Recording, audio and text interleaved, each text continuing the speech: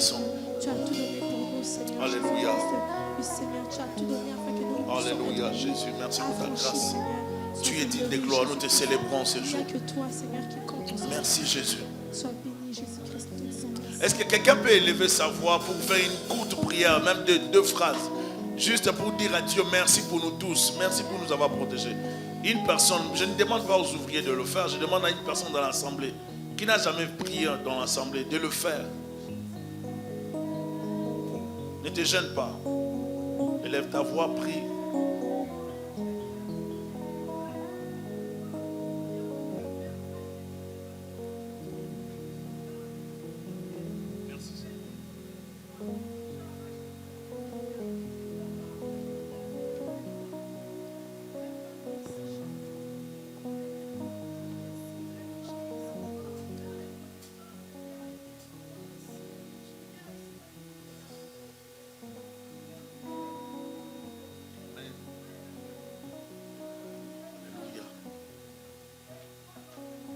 Merci, reçois-le.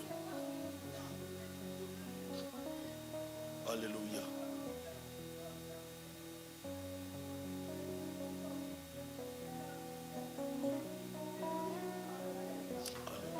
Merci Jésus. Nous acclamons notre Dieu. Alléluia. Merci Seigneur pour ta grâce. Et la coupe. C'est ma prière. Nous avons besoin de toi, Jésus. Plus près.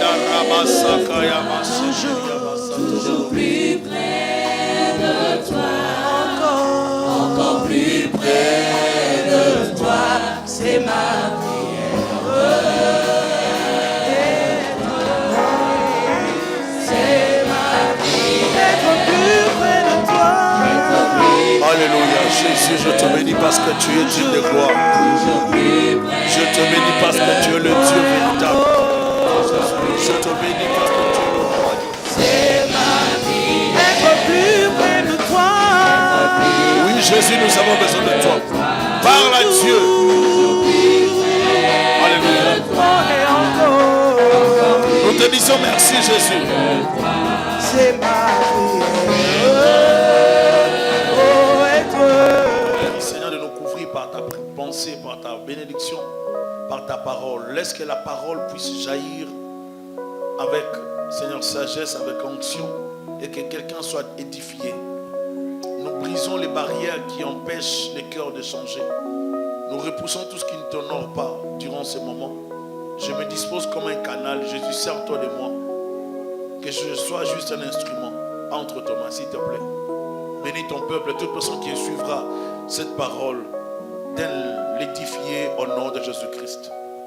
À toi l'honneur, à toi la gloire, au siècle des siècles. Amen. Que Dieu soit béni. Amen. Est-ce que vous êtes dans la joie? Alléluia. Le Seigneur est avec nous. Nous sommes dans un culte béni. Alléluia. Est-ce que vous êtes convaincus que vous êtes bénis? Amen. Nous avons un bon sujet que nous allons parler. Nous allons parler dans Luc chapitre 16, 19 à 31. Luc 16, 19 à 31. Notre thème, c'est la réflexion d'un mort. Je vais parler sur la réflexion d'un mort. Luc 16, 19 à 31. Amen. Il y avait un homme riche qui était vêtu de pourpre et de fin lin, et qui chaque jour menait joyeuse et brillante vie.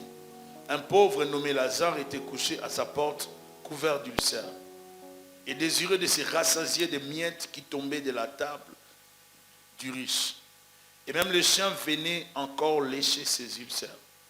Le pauvre mourut et il fut porté par les anges dans le sein d'Abraham. Le riche mourut aussi et il fut enseveli. Dans le séjour des morts, il leva les yeux et, tandis qu'il était en proie au tourment, il vit de loin Abraham et Lazare dans son sein. Il s'écria: Père Abraham, aie pitié de moi et envoie Lazare pour qu'il trempe le bout de son doigt dans l'eau et me rafraîchisse la langue, car je souffre cruellement dans cette flamme. Abraham répondit: Mon enfant, souviens-toi que tu as reçu tes biens pendant ta vie, et que Lazare a eu le mot pendant la sienne. Maintenant, il est ici consolé et toi, tu souffres. D'ailleurs, il y a entre nous et vous un grand abîme, afin que ceux qui voudraient passer d'ici vers vous ou de là vers nous ne puissent le faire. Les riches disent, je te prie donc, Père Abraham, d'envoyer Lazare dans la maison de mon père, car j'ai 5 frères. C'est pourquoi, c'est pour qu'il leur atteste ces choses, afin qu'ils ne viennent pas aussi dans ces lieux de tourments. Abraham répondit, ils ont Moïse et les prophètes qui les écoutent. Et il dit, non, Père Abraham, mais si quelqu'un des morts va vers eux, ils se repentiront. Et Abraham lui dit, s'ils n'écoutent pas Moïse et les prophètes, ils ne se laisseront pas persuader, même si quelqu'un des morts ressuscité. Amen. Alléluia. Les textes ici nous parlent déjà, lorsque nous les lisons, nous avons déjà la pensée que le Seigneur nous communique par rapport à la fin de l'homme sur la terre, par rapport à ce qui est au-delà. Ces textes nous présentent 2 personnages, les riches et les pauvres. On nous parle du riche qui était habillé en fin lin et de pourpre. Les habits de pourpre revenaient très cher et seuls les riches pouvaient s'en payer. Et cet homme est classé comme un riche. Dans le tableau de cet homme, on le présente comme un homme qui festoyait, qui avait la richesse, qui avait le bien, qui savait s'habiller, qui jouissait au fait de la vie, vêtu de pourpre et de fin lin, et qui chaque jour menait joyeuse et brillante vie. Donc un homme qui avait tout ce qu'il fallait dans son temps pour bien vivre. Le vêtement de dessus était une tunique de byssus, de fin lin égyptien qui coûtait très cher aussi. On rapporte que le lin qui venait d'Égypte coûtait très cher. Et à l'époque, s'habiller de lin qui venait d'Égypte, c'était beaucoup plus dépensé. Ça prenait beaucoup plus d'argent. Et cet homme, lorsqu'on le présente, on voit qu'il était un riche. Jésus présente dans cette parabole les riches et les pauvres pour essayer de sortir un enseignement par rapport à ses auditeurs. Pourtant, beaucoup continuent de nier et de rejeter l'idée de, n'est-ce pas, de paradis et de l'enfer. Le Seigneur, à travers les Écritures, est en train de nous éveiller, de nous réveiller, de nous informer, de nous interpeller par rapport à la fin de toutes choses. Le Seigneur nous dit qu'il y a une fin, il y a la mort, et la mort peut conduire au paradis ou en enfer. Vivre dans ce monde sans Dieu, c'est exposer sa vie au danger. Alléluia. Plusieurs ne pensent pas à l'avenir, plusieurs ne pensent qu'au présent. Aucun de ceux qui prennent la Bible au sérieux ne doute de l'existence de l'enfer. Douter de l'existence de l'enfer serait une grosse bêtise. Et rejeter même la pensée du paradis, c'est aussi une grosse bêtise. Le paradis existe. La plupart des temps, plusieurs croient seulement au paradis, mais ne veulent même pas entendre parler de l'enfer. L'enfer existe. Et la personne qui a plus parlé de l'enfer, ce n'est pas moi, ce n'est pas les apôtres, c'est Christ. Il a parlé plus de l'enfer. Et pourtant, plusieurs continuent de nier et de se comporter comme si l'enfer n'existait pas.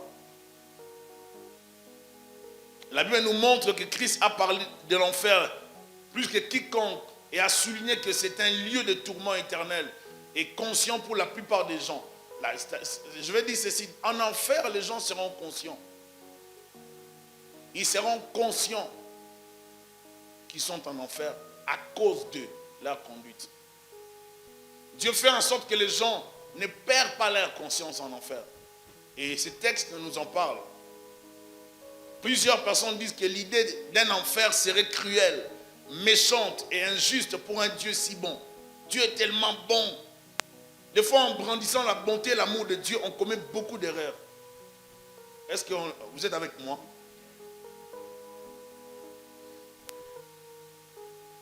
Et pourquoi plusieurs personnes, c'est pour ça que plusieurs personnes dans ce monde succombent et se retrouvent en enfer, même si on ne nous présente pas ce qui se passe actuellement en enfer ou dans le paradis de Dieu, je peux vous garantir qu'il y a plusieurs personnes qu'on croyait aller au paradis qui se retrouvent en enfer. Et d'autres qu'on ne pensait même pas se retrouver auprès de Dieu sont auprès de Dieu. Ce n'est pas la présence physique, ce n'est pas la beauté physique, ce n'est pas les biens de ce monde qui nous donnent la garantie d'entrer au ciel. C'est la relation avec le Seigneur. Alléluia. Un chrétien qui ne voit pas la grâce que Dieu lui fait de vivre est en train de bafouer, n'est-ce pas, l'opportunité d'entrer au ciel. Plusieurs regretteront, n'est-ce pas, d'avoir négligé de servir Dieu sur la terre. Ils ne seront pas récompensés au ciel. Plusieurs voient en Dieu un Dieu d'amour et ils n'arrivent pas à concevoir que concilier l'amour de Dieu et la punition dans l'enfer. Lorsqu'on parle de l'enfer, c'est comme si on accusait Dieu de quelque chose qu'il ne peut pas faire parce qu'il aime tant les gens. Ce n'est pas ce que la Bible nous enseigne. Les Juifs croyaient que les richesses étaient un signe sûr de la bénédiction divine dans la vie d'une personne. Et lorsqu'un homme était riche pour les Juifs, cet homme était approuvé par Dieu. Par conséquent, plus un homme était riche, plus il se voyait béni et choisi de Dieu. Et des fois, les riches se comportaient comme si Dieu était leur garçon de course. Comme si Dieu était avec eux. Comme si Dieu les garantissait toutes choses. La richesse ne nous donne pas la garantie de l'éternité. La richesse nous permet d'avoir les biens de ce monde. À chaque fois que Dieu bénissait les gens, il ne les bénissait pas pour eux-mêmes. Dieu les bénissait pour les autres. Si Dieu te bénit, il met quelque chose entre tes mains, ce n'est toujours pas pour toi, mais c'est aussi pour les gens qui sont autour de toi. Et ça, c'est quelque chose que plusieurs ne comprennent pas, malgré qu'ils vont dans les églises. Aller à l'église, parler en langue, chanter en langue, sauter, danser. Si on n'a pas un bon cœur, on n'est pas un chrétien. Un bon chrétien, c'est celui qui a le cœur de Dieu, qui sait comprendre les autres, qui sait pardonner, qui sait aimer, qui sait aider, qui ne souffre pas d'aider. Ça, c'est un chrétien. Le chrétien, ce n'est pas celui qui le dit tout haut, qui le réclame, mais c'est celui qui a le cœur de Dieu, qui sait aider son prochain, qui n'explique pas pour aider, qui n'explique pas ses factures, qui n'explique pas ses dépenses. Je ne peux pas t'aider parce que je viens de dépenser autant. Et le montant qu'il te dit qu'il vient de dépenser, c'est tellement énorme. Des fois, c'est pour des banalités.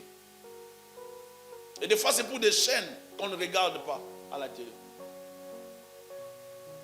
Lorsqu'il faut aider le prochain, il faut apprendre à aider.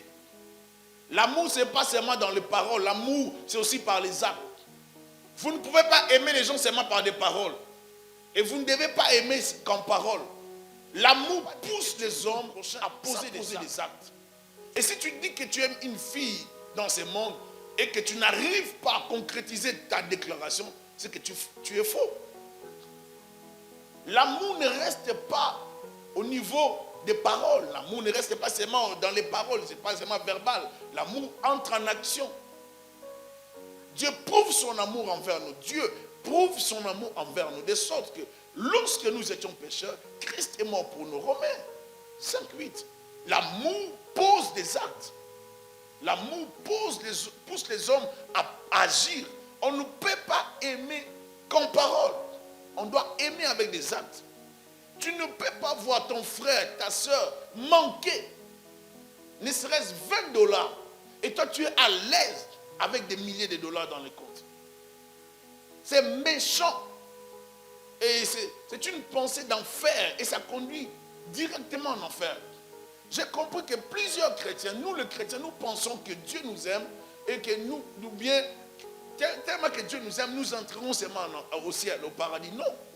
Et plusieurs chrétiens pensent que le fait de ne pas faire l'impudicité, c'est ça être chrétien. Surtout les chrétiens, je dis bien les chrétiens. Le fait de ne pas faire l'impudicité, l'adultère, plusieurs chrétiens pensent qu'ils sont corrects devant Dieu. Mais vous vous trompez. On se trompe. L'impudicité est condamnée par le Seigneur.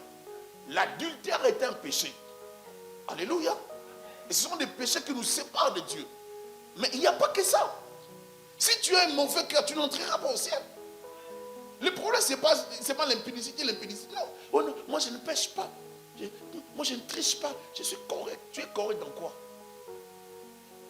Parce que Dieu est dans les détails. Dieu est dans les détails de la conduite. L'homme pauvre était toujours à l'extérieur, les riches étaient à l'intérieur.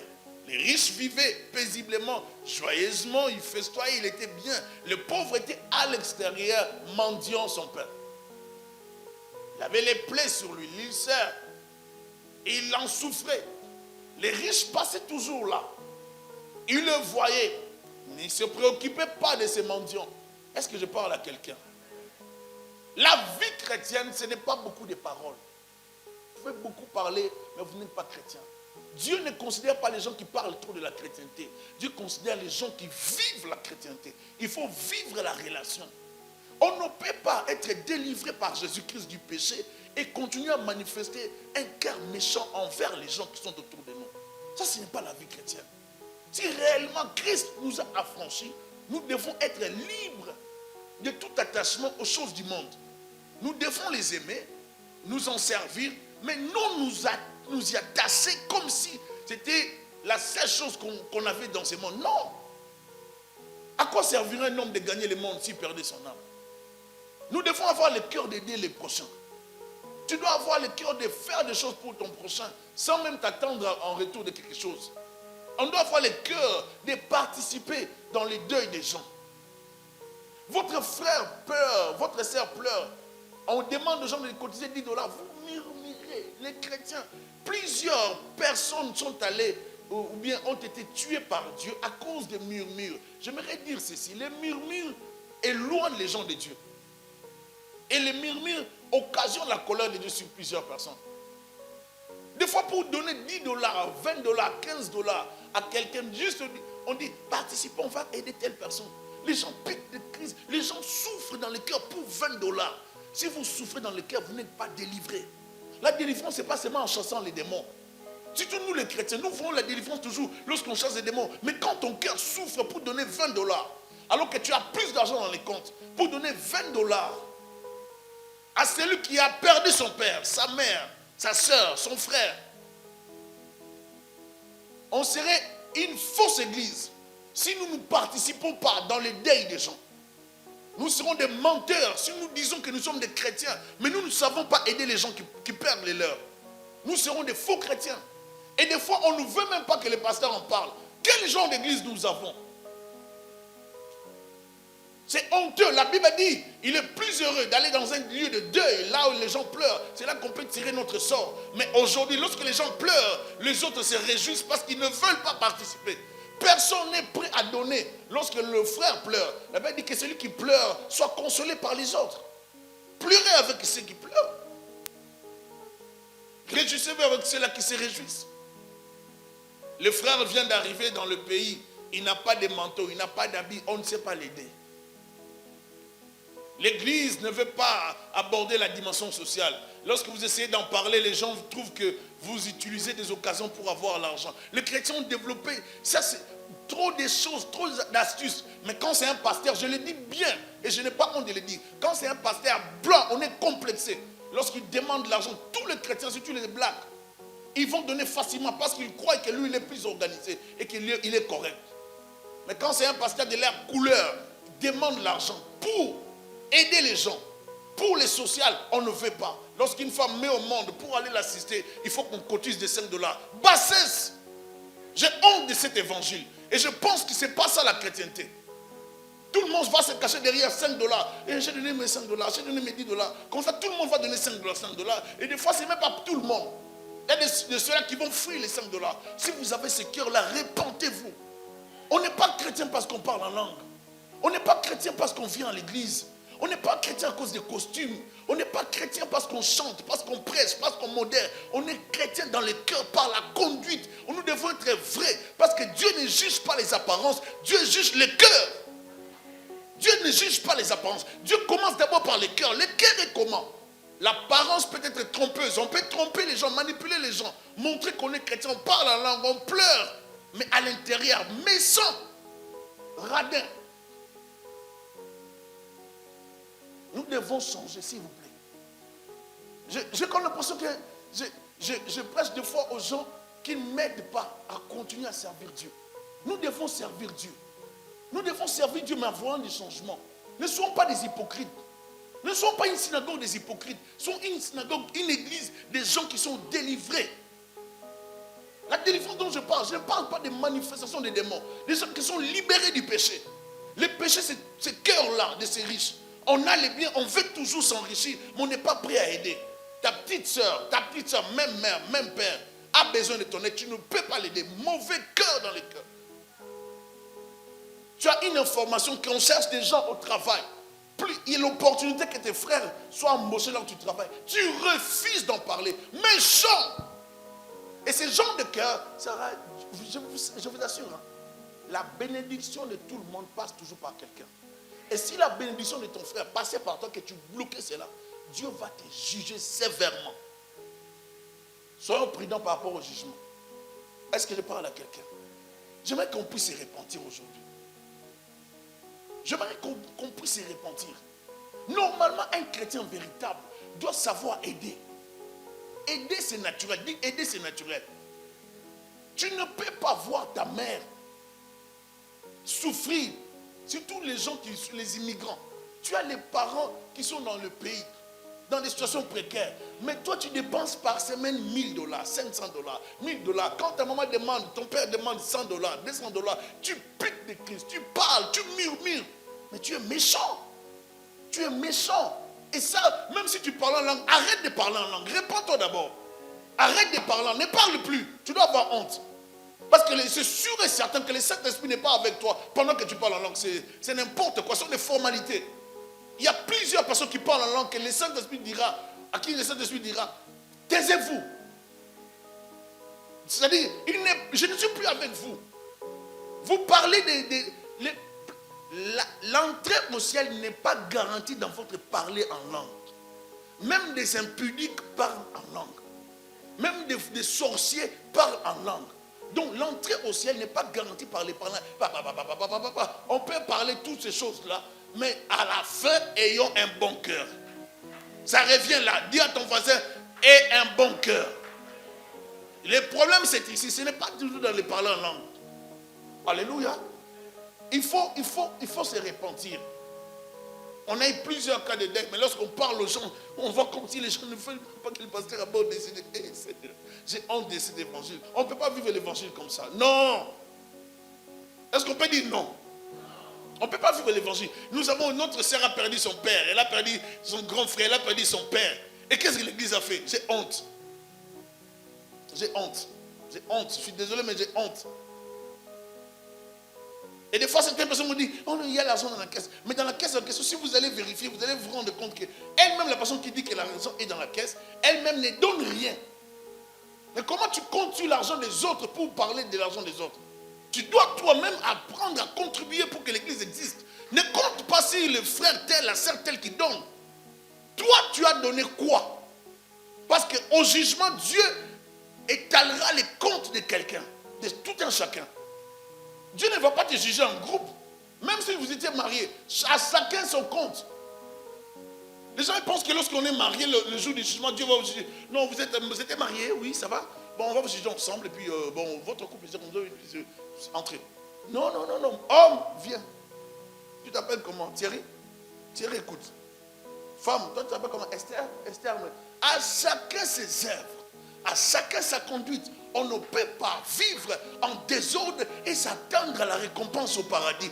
Dieu n'est pas quelqu'un, un être qui ferme les yeux. Dieu suit tout dans les détails. Il nous donne l'opportunité de vivre sur la terre pour que nous puissions nous repentir en nous annonçant qu'il existe un paradis et l'enfer. À chacun de faire son choix. Il dit, voici je mets devant toi la vie et la mort, la bénédiction et la malédiction. Choisis la vie, choisis la bénédiction. Il te montre le chemin.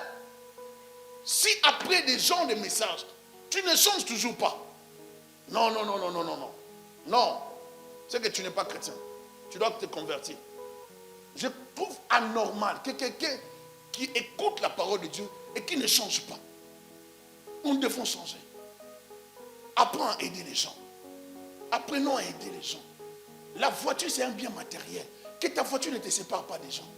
S'il faut emmener quelqu'un en voiture pour l'aider, même pour une petite course, ne murmure pas, s'il te plaît. Tu perdras ta bénédiction. Parce qu'il y a une bénédiction quand tu aides ton frère. Mais quand tu murmures, tu perds la bénédiction. Alors, qu'est-ce que tu veux? Murmurer pour perdre ou aider sans murmurer?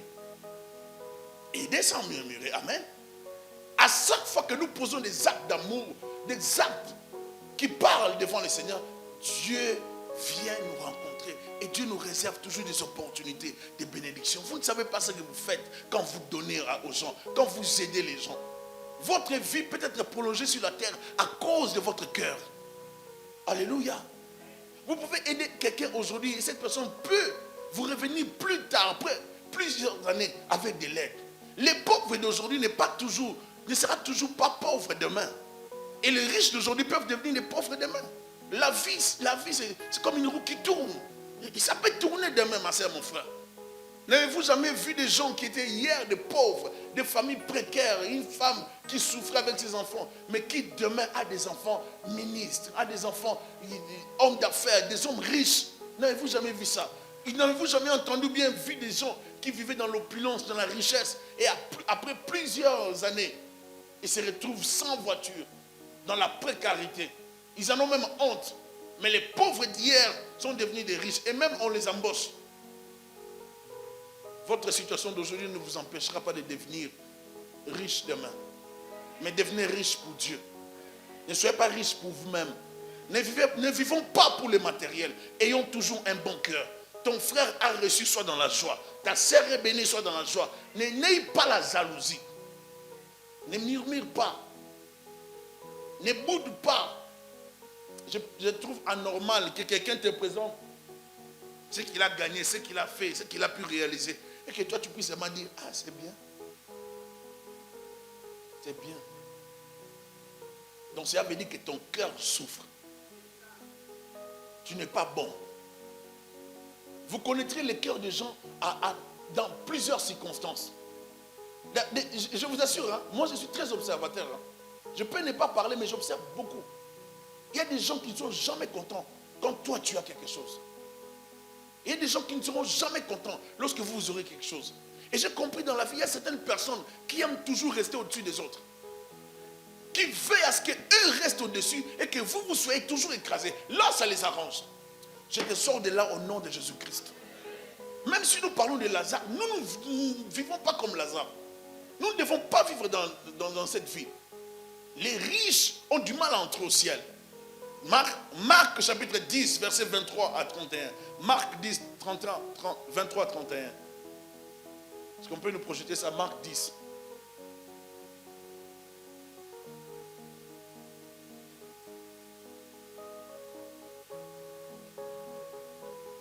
Jésus, regardant autour de lui, il dit à ses disciples qu'il sera difficile à ceux qui ont des richesses d'entrer dans le royaume des cieux, de Dieu. Les disciples furent étonnés de ce que Jésus parlait ainsi. Et reprenant, il leur dit, mes enfants, qu'il est difficile à ceux qui se confient dans les richesses d'entrer dans le royaume de Dieu. Il est plus facile à un chameau de passer par les trous d'une aiguille qu'à un riche d'entrer dans le royaume de Dieu. Les disciples furent encore plus étonnés et ils se dirent les uns aux autres, et qui peut être sauvé? Jésus les regarda et dit, cela est impossible aux hommes, mais à Pierre s'est mis à lui dire, voici nous avons tout quitté et nous t'avons suivi. Écoutez la réponse. Jésus répondit, je vous l'ai dit, en vérité, il n'est personne qui, ayant quitté à cause de moi et à cause de la bonne nouvelle, sa maison, ou ses frères, ou ses soeurs, ou sa mère, ou son père, ou ses enfants, ou ses terres, ne reçoivent au centime présentement dans ce siècle-ci des maisons, lisons ensemble, des maisons, des frères, tu les as déjà, des sœurs, tu les as, des mères, des enfants, et avec des persécutions, et dans les siècles à venir, la vie. Jésus est en train de nous garantir que nous aurons toutes ces choses. Mais il y aura aussi la persécution. Mais la garantie finale, c'est la vie éternelle. C'est-à-dire tu auras des maisons, tu auras des biens de semences, tu auras des terres, tu auras beaucoup de choses. plusieurs des premiers. Est-ce qu'on peut lire ça? Plusieurs des premiers seront les derniers. Et plusieurs des derniers. Plusieurs des premiers seront les derniers. Et plusieurs des derniers seront les premiers. Lorsqu'on parle du pauvre, on voit le mot tokos qui veut dire quelque chose qui n'a pas de valeur. Quelqu'un qui n'a rien, qui est sans valeur. Et ici on nous présente deux personnages. On parle de l'homme riche dont les noms n'est pas cité. On nous parle de Lazare qui vient de Léazar du grec, qui signifie celui que Dieu a secouru. On nous parle de Lazare. Jésus ne donne pas les noms de Lazare pour rien. Ici, il donne les noms de Lazare pour donner un enseignement, un message. L'homme riche, c'est sûr qu'il était connu parce que tout le monde le connaissait. On n'avait pas besoin de citer son nom.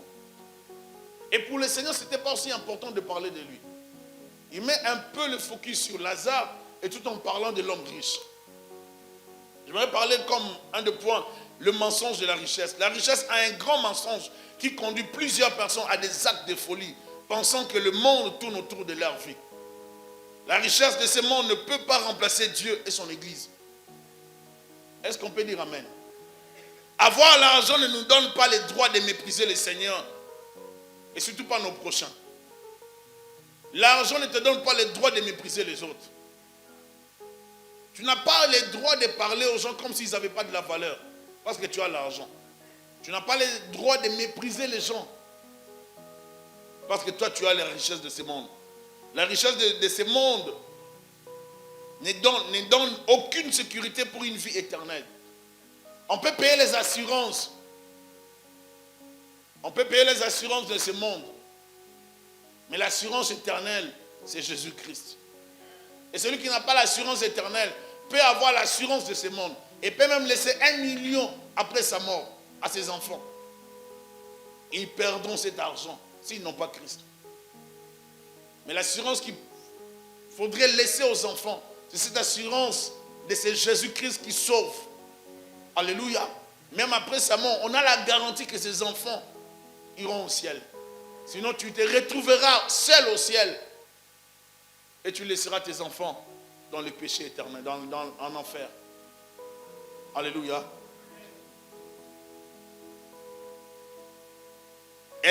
La richesse de ce monde ne donne aucune sécurité pour une vie éternelle. Elle peut nous permettre d'avoir de l'assurance vie.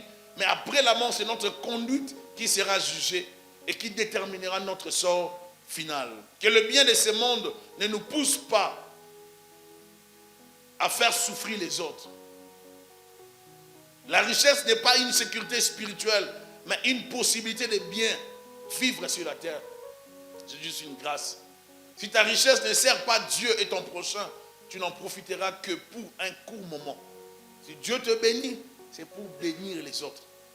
Tu ne peux pas être riche dans la même... Vous trouvez quelqu'un dans une famille, il est le seul qui a les possibilités. Et il ne veut pas voir les gens prospérer. Il n'aide personne, il ne permet à personne de prospérer. Il n'aide personne. Lui, il veut seulement qu'on vienne le demander. Lorsqu'il sort le matin, il voit des gens devant sa parcelle ou bien dans sa cour en train de l'attendre. Là, il sort comme un riche. Toi, ton problème, c'est quoi? 50 $, prends 50 $. Toi, ton problème, c'est 100 $, prends. Toi, c'était quoi? Tu m'avais parlé l'autre fois, tu avais besoin de faire les affaires. Je n'ai pas l'argent pour les affaires, mais je te donne quand même 40 $. Et là, il aide les gens comme ça. C'est un peu ce qui se passe dans nos pays. Et là, tu aides les gens alors que tu as plus. Mais tu les aides pas en fait. Tu les pousses à revenir toujours. Alors que tu peux aussi aider d'autres à s'en sortir.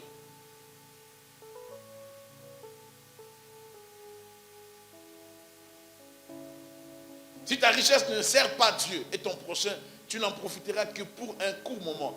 Car par notre richesse, le Seigneur nous invite à aider, à faire du bien, à partager, à s'aimer et ne jamais s'appuyer sur elle. Dieu nous invite à ne pas nous appuyer sur l'argent. Nous devons aider avec l'argent. L'argent ne doit pas être ton maître.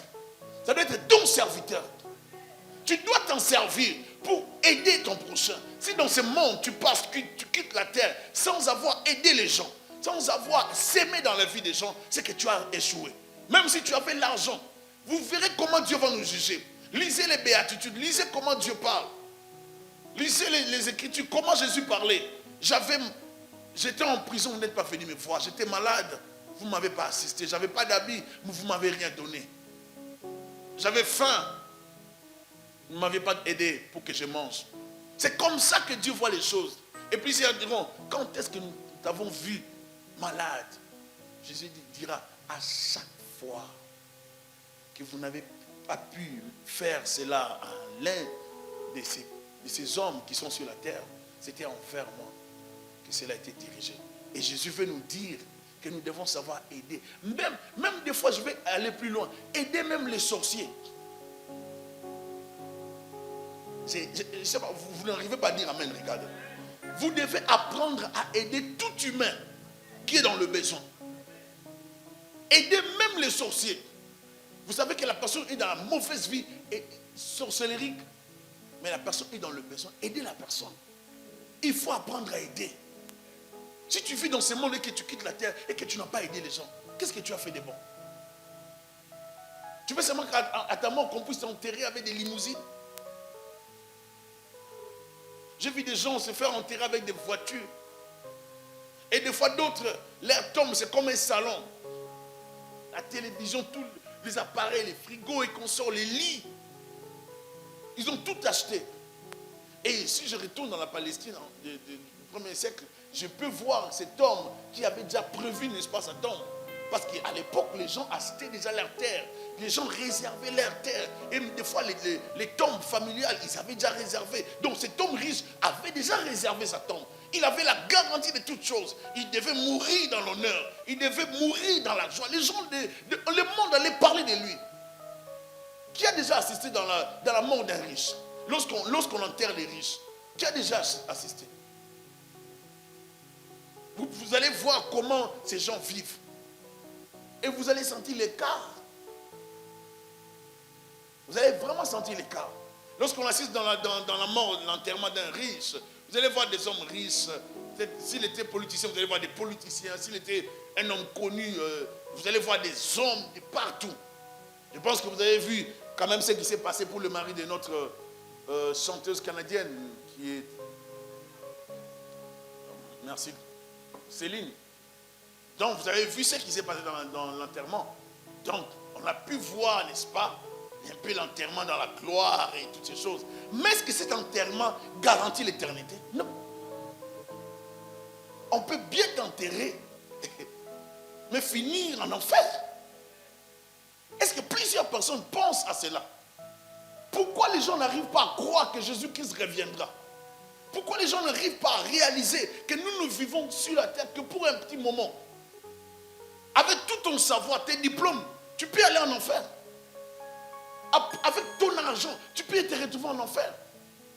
Je vais donner quelques versets. Proverbe 11, verset 28, la Bible dit, celui qui se confie dans ses richesses tombera, mais les justes verdiront comme le feuillage. Proverbe 11, 28. Psaume 70, Psaume 49, verset 6. Je lis Psaume 70, la Bible dit, ne vous confiez pas dans la violence et ne mettez pas un vain espoir dans la rapine quand les richesses s'accroissent. N'y attachez pas votre cœur. Parce que l'argent va te manipuler. N'y attachez pas votre cœur. Psaume 49, 6. Ils ont confiance en leurs biens et se glorifient de leur grande richesse. Waouh. Proverbe 10, verset 15. La fortune est pour les riches une ville forte. La ruine des misérables, c'est leur pauvreté. Ézéchiel 28, verset 5, la Bible dit, par ta grande sagesse et par ton commerce, tu as accru tes richesses. Et par tes richesses, ton cœur s'est élevé. Ici, on nous donne même l'intelligence. Ézéchiel 28, 5 nous dit, par ta grande sagesse et par ton commerce, tu as accru tes richesses. Donc, l'accroissement de la richesse peut venir par la sagesse. Amen. Mais écoutez, et par tes richesses, ton cœur s'est élevé, s'est enflé. 1 Timothée 6, 10. Je peux aller jusqu'à 17, mais je ne vais pas lire tout ça. Car l'amour de l'argent est une racine de tous les maux. et quelques-uns, en étant possédés, se sont égarés loin de la foi. Vous êtes là? Ils se sont égarés loin de la foi. Et se sont jetés eux-mêmes dans bien des tourments. Dans bien des tourments. Vous allez voir des gens qui font tout pour avoir l'argent, mais de la mauvaise façon. Et des fois, ils se retrouvent incarcérés, ils se retrouvent dans des situations bizarres. Ils perdent la vie. Ils laissent leurs femmes, ils laissent les enfants, parce qu'on a voulu faire les choses sans être sage. Si Dieu n'est pas associé dans ce que tu fais, tu es en danger. Psaume 52, verset 7, pour clôturer cette partie. Voilà l'homme qui ne prenait point Dieu pour protecteur, mais qui s'est confié en ses grandes richesses et qui triomphait dans sa malice. Cet homme ne prenait point Dieu pour protecteur. Si tu n'as pas Dieu comme protecteur et que tu t'appuies seulement sur ta richesse, tu es en train de commettre la plus grosse bêtise de ta vie. Dieu doit être le protecteur. Pourquoi la Bible parle de l'enfer alors que Dieu est bon? Le Seigneur Jésus n'a cessé de parler du sort des pécheurs en enfer, subissant un tourment éternel et une agonie consciente et infinie, loin de Dieu et de son Fils. Nous devons savoir que la révélation divine des horreurs de l'enfer a un but dissuasif. Le but de Dieu ici, c'est dissuader les gens d'aller en enfer. Dieu veut rendre les gens conscients que l'enfer existe et il veut les dissuader de cette pensée. Il veut éviter que plusieurs se retrouvent en enfer. Dieu veut rendre les pécheurs conscients de l'enfer, de sa réalité et du sort terrifiant qui attend les têtus ou ceux-là qui ne croient pas. Il y a toujours des têtus qui ne croient pas. Ils vont se retrouver là-bas. Dieu veut pousser les gens à la repentance et au salut en Jésus-Christ. Le message biblique sur l'enfer doit pousser l'Église ou les chrétiens à prêcher l'évangile avec urgence, afin de sauver plusieurs de l'enfer. Le message de l'enfer, c'est la bonne nouvelle. Regardez, n'arrivez pas à dire c'est amen. Le message de l'enfer, c'est la bonne nouvelle. Le fait de parler sur l'enfer, ça révèle l'amour de Dieu envers l'humanité. Il est en train de dire aux gens que si vous continuez comme ça, vous irez en enfer. Je vous avise que l'enfer existe. J'ai prévu cela pour Satan et ses anges. N'y allez pas. Quel amour! Pourquoi l'homme ne peut pas changer? Pourquoi l'homme doit s'entêter pour juste commencer à brandir l'amour de Dieu, la bonté de Dieu? Dieu est tellement bon. Dieu aime le monde. J'ai suivi Benny Hinn qui disait, je l'ai suivi hier, il a dit, j'ai une sainte colère, j'ai même envie de chiffrer quelqu'un. Quand je vois un prédicateur de l'évangile sur la table d'Oprah et on lui pose des questions, si Christ était le seul chemin ou l'un des chemins, et le prédicateur a répondu, Dieu seul le sait. Waouh! Un prédicateur qui a une des plus grandes églises des États-Unis, qui n'a pas osé dire la vérité à cause des compromissions. Parce qu'il y a des gens qui sont dans l'église qui ne doivent pas partir, qui ne doivent pas entendre ce genre de message. L'évangile n'est plus l'évangile qui est présenté, c'est devenu un évangile commercial. Un évangile, n'est-ce pas, à des buts lucratifs. Un évangile qui est prêché avec plusieurs intentions, plusieurs objectifs cachés qui n'ont rien à voir avec le ciel. Dieu nous jugera, nous qui prêchons. Dieu nous jugera. Et je répète que Dieu va juger. Aimer prêcher, aimer servir Dieu, c'est bien. Mais rester correct, c'est mieux. Parce que plusieurs qui prêchent seront jugés. Ce que nous disons aux gens en public, nous devons les vivre dans le secret. Nous ne devons pas être des hypocrites comme des pharisiens. Nous ne devons pas seulement vous prêcher des choses alors que dans le secret, nous vivons des choses qui n'ont rien à voir avec l'évangile.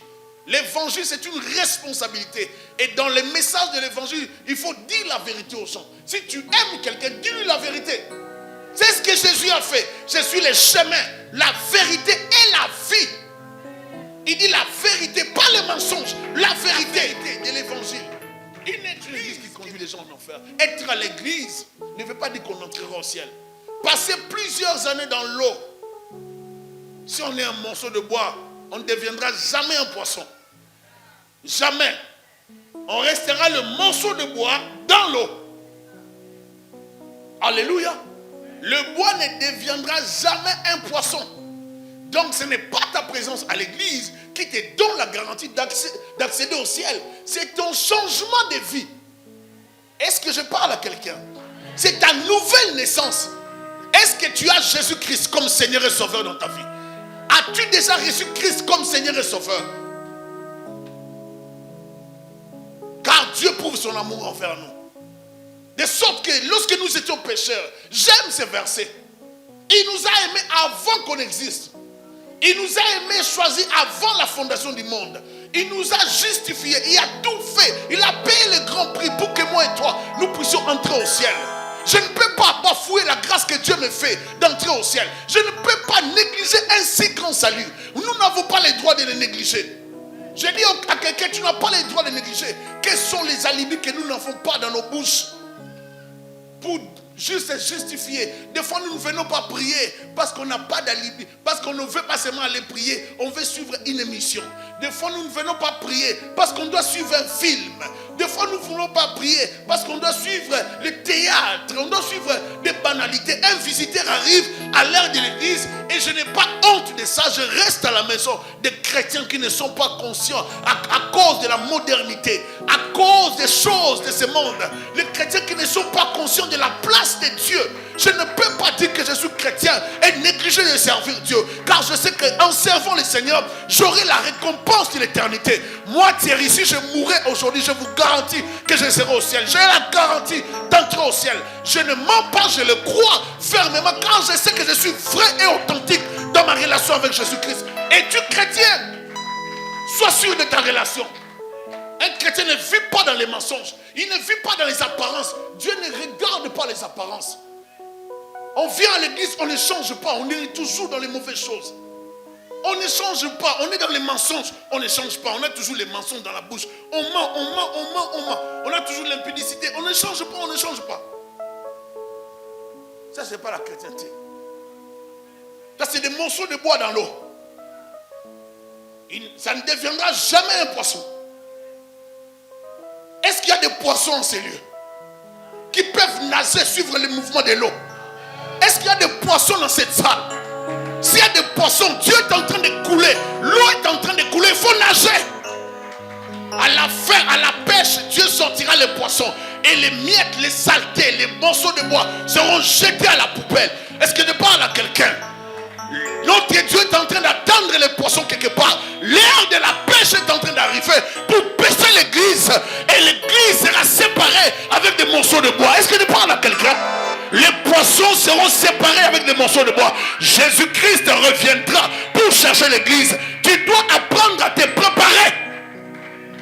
Prépare-toi pour voir Jésus. J'ai hâte de voir le Seigneur Karabasata. J'ai hâte de le voir. J'irai là-bas parmi les anges. Près d'Emmanuel me consoler. Passant mon temps à la louange. Dira Jésus. Un grand merci. Je passerai ces temps avec Jésus. Où j'aurai l'opportunité de dire Seigneur, toi aussi tu m'as vraiment étonné par des choses que tu faisais. J'ai des questions à poser à Jésus. J'aimerais dire à quelqu'un que nous avons des questions. Il y a des conversations avec Abraham. Je lui poserai la question: comment tu as pu laisser ton père et ta famille? Et pourquoi tu avais dit que Sarah c'était ta soeur? Quelle était la réponse exacte? Je ne veux pas dire une réponse théologique, mais la réponse que toi, Abraham, tu vas me donner directement. Est-ce que je parle à quelqu'un? Je n'aimerais pas rater le ciel à cause des bêtises de ce monde. Je n'aimerais pas rater le ciel à cause d'une fille, à cause de l'argent, à cause de la corruption. Je n'aimerais pas rater le ciel. Je n'ai pas le droit de rester en enfer, d'aller en enfer. Je ne peux pas rester païen. Tu ne peux pas rester païen, tu dois changer. Si tu ne changes pas alors que tu écoutes l'évangile, mon frère, il y a un problème. L'évangile sauve. Je n'aimerais pas aller en enfer. Imagine, je me retrouve au paradis, on se retrouve au paradis, je vois le frère Claude, je vois le pasteur Rémi, je vois le frère Tom, je vois mes bien-aimés, je vois la sœur Carole, je vois Cynthia, je vois Nelly, je vois tout le monde. Jésus! Je te vois, je dis gloire à Jésus. C'est-à-dire, nous sommes dans la joie. Je vois mon frère, je vois ma soeur, je dis, Seigneur, merci. Tu nous as permis de nous retrouver. Tu vois, je te disais, hein, lorsqu'on était sur la terre, sur Port-Royal, 55, ça 55. Je vous disais, regardez là, on est où? Lui, c'est Dieu. Ah, c'est Dieu. Nous serons face à face. Nous serons tels qu'il est. Car nous le verrons face à face. Le jour que nous le verrons, nous serons tels qu'il est, la Bible dit. Car nous le verrons face à face. J'ai hâte de le voir. Je n'ai pas besoin de mourir maintenant, mais j'ai hâte de le voir. La Bible dit, nous sommes comme tentés entre deux côtés, entre rester dans ce monde et suivre Jésus.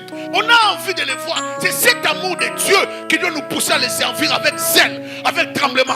Quand je croise quelqu'un, je n'ai plus honte de l'évangile, car c'est une puissance pour le salut de quiconque croit. Je lui parle de Jésus avec chicote. Je lui parle de Jésus avec zèle, avec feu. Car je sais qu'il m'a sauvé, je le suivrai. Et je dois parler de lui sans avoir honte. Quel genre de chrétiens nous avons dans ce monde qui ont honte de parler de Christ? Lorsqu'il faut parler de Dieu, c'est comme si il faut qu'on les supplie. Lorsqu'il faut venir à l'église, il faut qu'on intercède.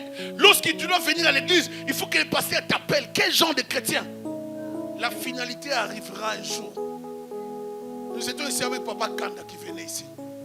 Je sais qu'il est au paradis. Vous voyez, pourquoi je sais? Je sais que c'était un serviteur de Dieu. Je sais qu'il aimait le Seigneur. Je sais qu'il craignait le Seigneur. Mais Dieu l'a pris, Dieu l'a pris.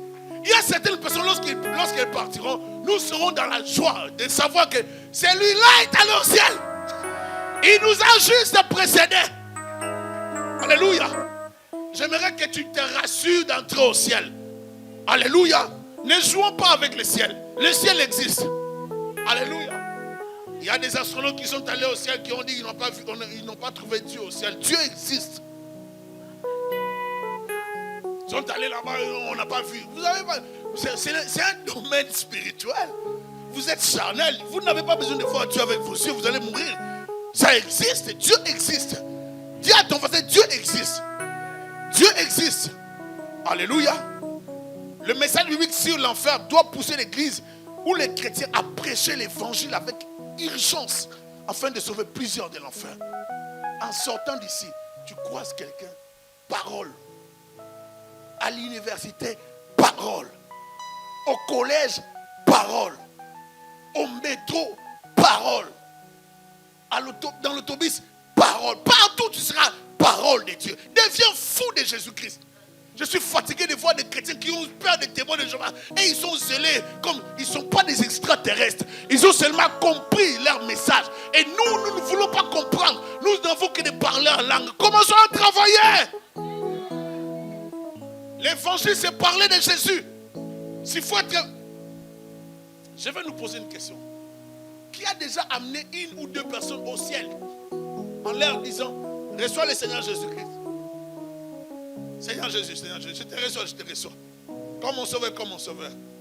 Délivre-moi. Pardonne-moi les iniquités, pardonne. Qui a déjà fait ça? Qui a déjà fait ça? Parce que le ciel te voit, ne ment pas. Ouais, quand on est dans l'atmosphère comme ça, ne cherche pas que le Dieu de Pierre puisse réagir. Ce n'est pas bon. On est comme dans... Dis la vérité. Vous voyez? Ça, c'est grave. Donc il n'y a que peu de gens qui ont déjà fait ça. Maintenant, quand tu as fait ça, toi aussi qui as fait ça, tu as fait ça dans quelle époque? Ça fait combien d'années que tu as fait ça? Maintenant, je vais te dire que nous avons la responsabilité que Dieu nous a donnée de parler du ciel. Alléluia. Le message sur l'enfer révèle le grand amour de Dieu pour l'homme pécheur et son souci de le conduire à la repentance. Celui qui ne prêche pas sur l'existence de l'enfer et sur les sorts des pécheurs ne prêche pas la bonne nouvelle du royaume. Il a le souci d'avoir un auditoire rempli de gens qui iront en enfer et non au ciel. Dieu les jugera sévèrement à la fin de toutes choses. L'évangile, c'est dire aux gens que Dieu existe, que le diable existe, et il sera puni en enfer. Et que nous serons avec Dieu dans le paradis. C'est ça le message. La bonne nouvelle du royaume de Dieu inclut deux infos. Le salut via Jésus-Christ qui conduit au paradis et la mauvaise nouvelle du péché qui conduit en enfer. C'est ça la bonne nouvelle. Est-ce que je parle à quelqu'un? Et ces deux aspects constituent la bonne nouvelle du royaume et non autre chose. Il ne faut pas séparer l'entrée au paradis de l'entrée en enfer. Lorsque tu parles de Dieu, parle de ces deux choses. Dieu veut que les hommes choisissent avec leur conscience de leur sort final, soit l'enfer, lieu de souffrance et de tourments éternels, avec la conscience qu'on s'y trouve suite au péché, soit le paradis de Dieu, lieu de paix, de joie et de bonheur éternel. Qui veut choisir le ciel? Moi, j'ai choisi le ciel. Est-ce qu'il y a des gens qui ont la rapidité de choisir le paradis de Dieu? Tiens, tu choisis quoi? Jeanne d'Arc. Alléluia. Il ne faut pas qu'on choisisse toujours. Il faut que ce soit rapide. Alléluia. Deux personnes, deux vies différentes et deux sorts différents. L'un était riche et l'autre un pauvre mendiant et manquant. L'homme riche vivait dans un palais ou à l'intérieur de sa maison, tandis que les pauvres vivaient à l'extérieur de sa maison. Les riches mangeaient jusqu'à sa faim. Il avait la bonne mine et toute la provision pour vivre. Tandis que les pauvres manquaient de nourriture et étaient affaiblis par la faim. L'homme riche n'avait pas besoin de chercher car il avait tout et fit combler les richesses. Tandis que les pauvres désiraient ne serait-ce que manger et souffraient énormément de sa maladie d'ulcère. Les riches avaient la bonne santé et ne se tourmentaient pas pour vivre. Alors que les pauvres, lui, se tourmentaient pour manger et obtenir la guérison. Les riches mangeaient à table, festoyaient et les pauvres se contentaient des miettes qui tombaient. Les riches furent heureux et son voisin malheureux. Le pauvre n'avait pas d'amis et les riches furent célèbres. Lorsqu'on est pauvre, on n'a pas d'amis, comme la parole le dit. Le pauvre mourut sans funérailles dignes et un jour, le riche mourut et bénéficia d'un service de funérailles hors pair. Et il fut supposément enterré dans sa tombe qui fut déjà achetée en avance, comme le fit le gars qui avait donné Joseph d'Arimathée. Les riches furent prévoyants quant à la tombe, mais pas pour son éternité.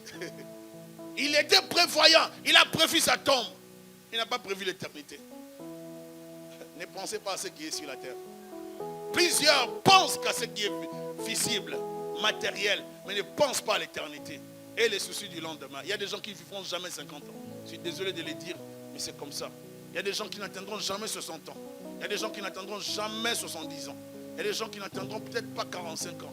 Mais si Dieu nous donne la vie, la grâce de vivre, prenons cela au sérieux. Prenons cela au sérieux. Et servons le Seigneur avec amour. Alléluia. Car le lendemain ne nous appartient pas. Les riches furent prévoyants quant à la tombe, mais pas pour son éternité. N'oublions pas que le pauvre mourut si tôt, aussi à cause de sa maladie et de la malnutrition, parce qu'il ne mangeait pas bien, n'est-ce pas? Donc, le fait de ne pas bien manger, la maladie, donc ça l'avait affaibli. Il est mort.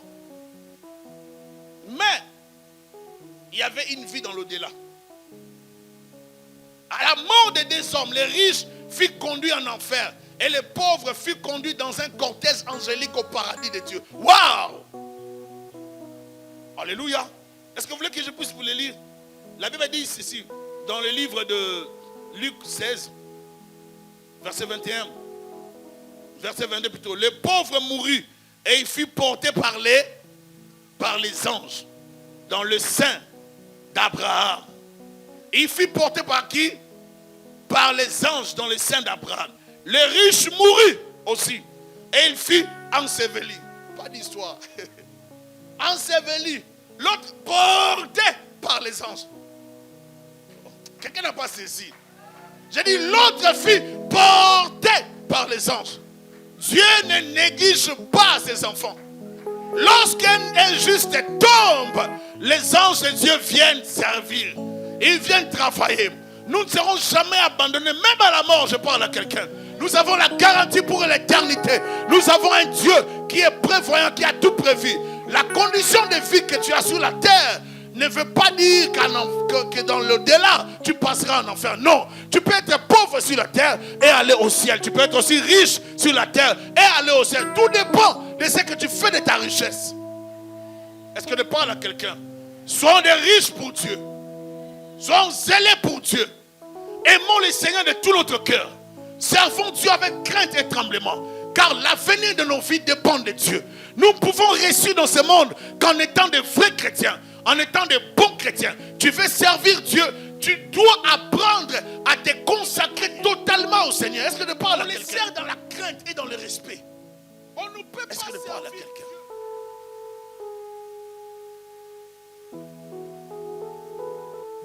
Les pauvres se retrouvent à l'intérieur du paradis et les riches se retrouvent à l'extérieur, précisément en enfer.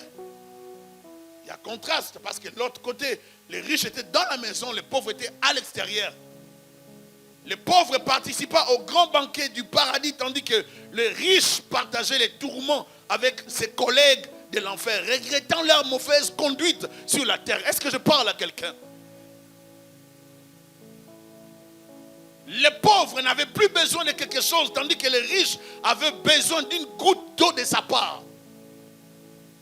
Est-ce que je parle toujours à quelqu'un? Les pauvres n'avaient plus besoin de quelque chose, parce qu'il était comblé dans les seins d'Abraham, c'est-à-dire dans le paradis. Tandis que les riches, lui, avaient besoin d'une goutte d'eau de la part du pauvre. Les riches devinrent pauvres, et les pauvres devinrent riches, comblés éternellement. Les riches pleuraient, et les pauvres festoyaient. Fêter joyeusement au ciel. Parlant avec Abraham. Parlant avec Abraham. Il y a des choses qui vous attendent. Il ne faut pas rater le ciel. Je vous assure qu'il y a des choses qui vous attendent. Il ne faut pas rater le ciel. Nous ne sommes pas venus dans le monde pour vivre dans les péchés ou bien pour vivre la vie chrétienne en temps de si. Une vie chrétienne à peu près. Non. Nous devons être des chrétiens véritables et authentiques. Quelqu'un dit Amen. Des chrétiens qui détestent le mal, qui ne jouent pas avec le péché. Quelqu'un peut dire Amen bien? Ma soeur, mon frère, tu peux avoir les choses de ce monde, t'amuser, mais la fin viendra. Vous ne pensez pas qu'aujourd'hui on pouvait parler de ça? Mais c'est ça le message. Vous êtes déjà dans la salle. Alléluia. C'est pour ça que je dis que l'église, on ne peut pas remplacer l'église par l'internet. À l'internet, vous choisissez les vidéos. Je vais choisir. C'est pour ça que les gens qui se trompent, qui croient que l'internet c'est l'église, c'est pas l'église. À l'internet, tu choisis les prédications. Tu vas choisir toujours ce que tu aimes. Parce que ça peut t'encourager à chercher plus d'argent, bien réussir dans la vie. Oh, ça me motive beaucoup, ça te motive, mais tu iras en enfer. Moi, j'ai amené un message aujourd'hui pour dire à quelqu'un de changer de vie, de se préparer parce que l'époux reviendra. Il faut être prêt. Nous ne voulons pas sauver les apparences, nous voulons un changement intérieur. L'église n'est pas un lieu où on entretient des démons, non. C'est un lieu où les démons sont chassés, où les gens sont convertis, où il y a une transformation totale et authentique des âmes de Dieu. Est-ce que je parle à quelqu'un? J'aimerais t'encourager à devenir encore malade de Jésus-Christ. Devenir encore fou de Jésus-Christ. Parce qu'un jour, nous le verrons face à face. Je le crois fermement. J'ai la ferme conviction, détermination de croire et de voir la main de Dieu. Un jour, nous toucherons Jésus-Christ. Nous le verrons face à face. Nous serons à ses côtés. Nous serons éclairés. Il n'y aura plus de lune. Il n'y aura plus de soleil. Lui-même sera notre soleil. Lui-même sera notre lune. Lui-même sera notre lumière. J'ai hâte de voir mon Rédempteur. J'ai hâte de voir les sauveurs de l'humanité. J'ai hâte de voir les dieux que je sers avec dévouement. Le Dieu de la Bible est un Dieu fiable. Le Dieu de la Bible est un Dieu qui ne ment pas. Lorsqu'il promet, il réalisera. Il reviendra nous chercher. Et les jours qu'il viendra nous chercher, nos vies changeront. Car nous serons tels qu'il est. Parce que nous le verrons face à... Je le verrai tel qu'il est. Je le verrai face à face. J'ai hâte de voir mon Jésus. Il me dira, Thierry, tu ne m'as pas servi pour rien. Entre dans le repos éternel. Thierry, tu ne m'as pas servi pour rien. Viens à mes côtés t'asseoir. Il te dira, prends ta couronne. Tu seras récompensé. J'aimerais encourager quelqu'un pour lui dire aujourd'hui que l'homme de Galilée reviendra. Peu importe le péché qui est parmi les serviteurs de Dieu, peu importe le péché de ce monde, je sais une chose, que mon Rédempteur, le Dieu que je sers, consacré toute ma jeunesse pour lui, est un Dieu véritable. Il reviendra. Il existe. Il est bel et bien est au ciel, il voit toutes choses, il règne et contrôle toutes choses. Jésus règne. Les péchés te conduira en enfer. Le péché te conduira dans la souffrance. Tu as besoin de Jésus. Si tu ne changes pas de vie, ma soeur, mon frère, il y a un problème. Le bois ne deviendra jamais le poisson. L'homme de la pêche est en train d'arriver. Le grand formateur des pêcheurs est en train d'arriver. Le grand formateur arrive. Il a déjà libéré le filet. Il va pêcher le poisson. Il va pêcher le poisson. Soyez prêts. Parce qu'il y aura des morceaux de bois dans le filet. Mais il y aura le temps de la séparation. Est-ce qu'on ne parle à quelqu'un? Qu'il te bénisse, qu'il te fortifie, qu'il te donne la force. Change ta vie. Prends des décisions. Engage-toi à servir Jésus-Christ. Le monde a besoin de la révélation du Fils de Dieu. Le monde a besoin d'entendre Jésus-Christ. J'aimerais te dire aujourd'hui que Jésus-Christ existe. Je le crois fermement. C'est pour ça que quand je vois des gens me combattre, quelqu'un dit, j'ai des fétiches. Moi, avoir des fétiches, c'est la bassesse. J'ai détruit les fétiches. Vous comprenez? Les fétiches, tu amènes ça, je vais écraser ça comme ça. Je n'ai pas ce niveau-là. Les fétiches, c'est trop bas. Nous, on a le niveau de l'onction de Dieu. Les fétiches, c'est trop bas. Je n'ai pas besoin de ça. Je disais à quelqu'un, moi, écoutez, j'ai prié pour des magiciens, pour des sorciers qui ont abandonné la sorcellerie. J'ai brûlé des fétiches, j'ai brûlé des livres, j'ai brûlé des choses. J'étais un jour même seul avec un fétiche, un magicien qui pensait ma foi. Je l'ai terrorisé par la puissance de Dieu. Et vous pensez que moi je peux abandonner l'homme qui me protège pour aller prendre les fétiches? Bien aimé, nous n'avons pas à nous rabaisser au niveau des sorciers. C'est la bassesse ça. Nous avons plus que ça. Celui qui est en nous est plus fort. Celui qui est en nous est plus fort. Lorsqu'on cite le nom de Jésus-Christ, même les diables lui-même tremblent. Lorsqu'on prononce le nom de Jésus-Christ, même les démons eux-mêmes paniquent. Je suis malade de Jésus. J'aimerais te dire, tu dois aimer Jésus-Christ. Tu dois t'accrocher. Il est fiable. Il ne t'abandonnera jamais. Il fera ce qu'il a promis pour ta vie. Engage-toi. Engage-toi. Il reviendra. Lazare était pauvre. L'homme riche était riche. Mais à la fin, Dieu a changé les choses. Il n'est pas entré au ciel parce qu'il était seulement pauvre. Il est entré au ciel parce que Dieu avait apprécié son cœur. L'autre est allé en enfer parce qu'il était méchant. J'ai dit au début, si tu ne sais pas aider les autres, tu seras sanctionné par Dieu. Il faut apprendre à aider. Aide ton prochain. Il faut apprendre à aider. Un chrétien qui ne partage pas, qui n'a que pour épargner. Tu veux qu'épargner, mais tu ne sais pas aider ton prochain. Même pour donner l'offrande de l'église, c'est comme une tracassée, c'est comme une tristesse. Pour donner à Dieu, on souffre. Pour partager à son père, le père qui t'a mis au monde, tu ne sais pas lui offrir un cadeau. Ta maman qui t'a porté, pour donner $100, tu parles. Ta maman qui t'a porté. Maman, ça, tu dors dans un château au Canada, alors que ta maman dans le pays du tiers-monde est en train de souffrir dans la précarité. Mais toi, quand tu gaspilles l'argent, comment ça fait le budget annuel de ce que tu fais comme dépense? Et regarde si tu ne peux pas aider tes parents. Comment ça fait le budget annuel de ce que tu dépenses? Regarde si tu ne peux pas aider ton prochain. Regarde si tu ne peux pas aider tes cousins. Si tu ne peux pas aider tes amis. Des gens qui te demandent $100, $50. Des gens qui souffrent. Pour qui $100 représentent $1,000. Mais tu ne veux pas aider avec ça. Oh non, tu sais, avec les dollars américains, on a du mal vraiment à convertir. Tu ne veux pas dépenser plus. Tu cherches quelqu'un qui va voyager pour amener l'argent. Alors qu'il y a urgence. Quelqu'un a besoin d'argent. Oh non, quelqu'un viendra dans 2 semaines. Arrêtez! Oh, je ne vais pas dépenser les frais parce que ça coûte trop cher sur le Western Union. Méchant! Merci mon frère. Le dollar canadien est trop bas. Les Américains, vraiment. Dépense pour aider. Dépense pour aider. Fais du bien à ceux-là qui t'ont aidé lorsque tu étais bébé. Fais du bien à ceux-là qui t'ont aidé lorsque tu n'avais pas d'essence. Fais du bien à ceux-là qui sont tes proches, qui ont été tes proches, tes frères et sœurs. Aide-le. Les grands frères qui sont en Occident, qui ont oublié leurs frères, leurs sœurs, dans les pays des tiers-monde, dans l'Afrique. Vous les avez oubliés, on vous demande des habits, vous ne savez pas aider. Méchants, vous expliquez tout, mais vous vous habillez toujours bien. Vous êtes chic devant nous. Mais à l'extérieur, votre famille vit dans l'humiliation. Vous ne savez pas aider les gens. Mais vous ne vivez pas pour les apparences. Les apparences sont trompeuses. Dieu n'a pas besoin des apparences. Dieu a besoin qu'on soit vrai. Apprends à aider d'abord ta famille. La charité bien ordonnée doit commencer dans ta famille, dans ta Jérusalem.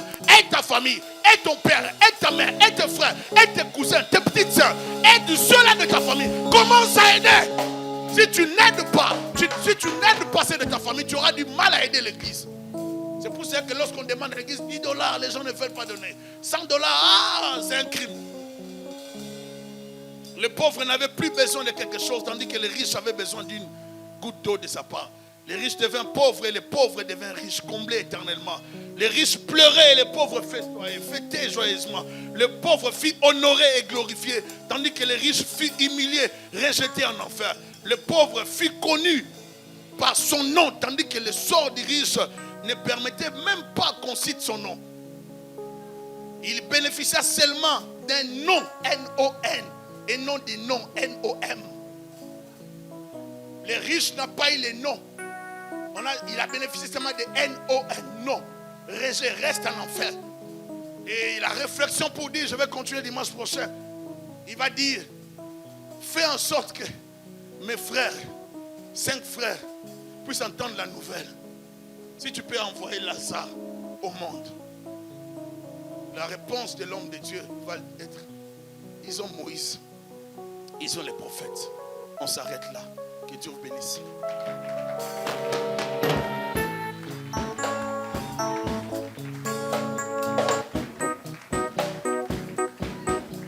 J'aimerais que nous puissions prier. Nous devons apprendre à nous repentir. Alléluia. Plusieurs chrétiens pensent que la repentance est juste au début de la foi. Non. La repentance est notre mode de vie. Alléluia. Nous devons apprendre à nous repentir tous les jours.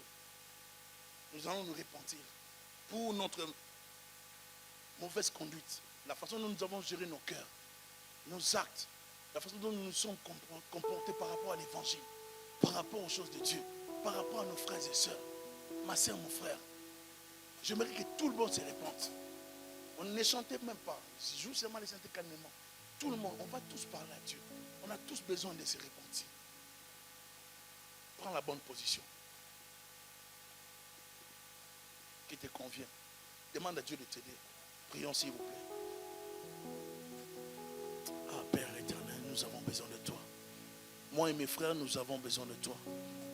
Seigneur, nous avons cru, Seigneur, te servir. Et nous sommes rendus compte que nous avons failli. Alors que nous avons vu certaines personnes souffrir à côté de nous. Nous ne les avons pas aidés. Nous avons vu nos frères et sœurs souffrir. Nous ne les avons pas assistés. S'il te plaît, Jésus-Christ, aide-nous. Pardonne-nous, Jésus. Viens m'aider, Jésus. Que je change ma façon de vivre. Que je change ma façon de te servir. Accorde-moi, Seigneur, à avoir toujours un bon cœur envers ma soeur, mon frère, envers mon prochain. Accorde-moi à honorer mes parents, mes frères et sœurs, à les aimer, à les aider. Accorde-nous, Seigneur, à nous pardonner les uns les autres. À ne pas avoir le cœur dur pour aider le prochain. À ne pas non plus boucher nos oreilles, Seigneur, pour ne pas entendre les cris de ceux-là qui pleurent. Jésus, nous avons besoin de toi. Nous avons besoin que tu nous aides et que tu nous assistes en ce moment. Fais-nous grâce, Père éternel. Manifeste ta grâce, ta bonté dans nos vies. Éternel Dieu des armées, viens nous assister. Accorde-nous tout ce qu'il faut, Jésus. Seigneur, à quoi me servirait de prêcher la bonne nouvelle et d'aller en enfer? À quoi me servirait de te servir et d'aller, Seigneur, dans la punition éternelle? Mes bien-aimés ont besoin de toi. Et moi qui te prêche, j'ai besoin de toi. Aide-nous, Jésus. Seigneur, aide-nous, Jésus. Des fois, nous imposons les mains, nous faisons des services de prière, mais les gens ne changent pas. Nous voulons, Seigneur, que tu nous aides, que tu nous changes de l'intérieur. S'il te plaît, Jésus, nous avons besoin de toi. Nous plairons pour nous, notre conduite. Nous plaidons, Seigneur. Nous demandons pardon, Jésus. Aie pitié de nous, Jésus. En commençant par moi, Jésus, je te prie de m'aider, de m'assister, Seigneur. Je me répands des endroits où je faillis, Seigneur. Aide-moi, Jésus. Moi et mes frères, nous avons besoin de toi. Tous en ce lieu, nous avons besoin de toi, Jésus-Christ. S'il te plaît, Jésus-Christ, viens nous aider. Alléluia. Korama sande yaba shekerebesa. Irebo sakate rebo shakala masike. Vasikete boria sapotara la baska. Alléluia. Mandelelebo sheko rabasate. Makeribo sapapa marikandelebo sa. Alléluia. Jésus, nous avons besoin de toi, Père. Nous t'élevons, nous t'exaltons. Il n'y a pas de Dieu comme toi. Nous te glorifions, Jésus. Viens à notre secours. Viens nous aider à te servir. Viens nous apprendre, Seigneur, la crainte de ton nom. Marche avec tout un chacun. Dans le nom de Jésus. Couvre-nous par ta grâce. Oh, Sherebosa. Alléluia. Je bénis mes soeurs, je bénis mes frères. Aide-nous, Seigneur, à changer. Prie après moi, Seigneur Jésus. Change-moi. Donne-moi un cœur d'amour. Un cœur qui sait aider. Un cœur de compassion. Jésus, change mon cœur. Donne-moi un cœur qui partage. Un cœur qui partage. Je refuse l'égoïsme. Au nom de Jésus-Christ. Je refuse la cupidité. Au nom de Jésus-Christ. Seigneur, ouvre mes yeux par rapport aux autres, par rapport à l'église, par rapport à ma famille. Jésus, ouvre mes yeux. Apprends-moi à aider. Apprends-moi à s'aimer dans les vies des gens qui sont autour de moi. Apprends-moi à s'aimer dans plusieurs personnes. Aide-moi, Jésus. Rends-moi riche pour toi. Marche avec moi. Au nom de Jésus-Christ. Amen. Nous allons acclamer le Seigneur. Alléluia. Nous voulons...